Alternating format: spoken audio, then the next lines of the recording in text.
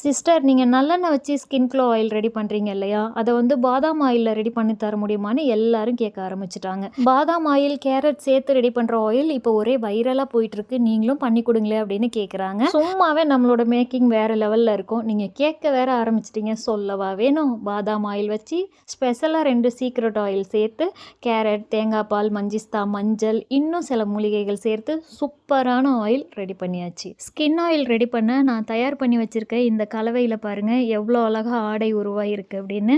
இதில் தான் இப்போ நான் ஆயில் சேர்த்து ரெடி பண்ண போகிறேன். இதில் நான் சேர்த்துருக்க மூலிகைகள் மற்றும் எண்ணெய்களோட தன்மை மாறாமல் இதை நான் ரெடி பண்ணியிருக்கேன்.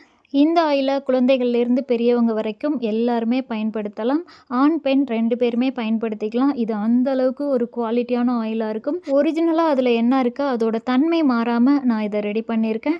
அப்புறம் எல்லாரும் கேட்குறது, நீங்கள் ஆயில் ரெடி பண்ணுறதுக்கு எல்லாருக்கும் சொல்லி கொடுக்குறீங்க, உங்களோட ஆயிலில் சீக்ரெட் இருக்கா அப்படின்னு கேட்குறீங்க. கண்டிப்பாக சீக்ரெட் இருக்குது. ஸ்கின் ஆயில் மற்றும் 3 ஹேர் ஆயில் என்கிட்ட இருக்குது. 3லேயுமே இருக்குது.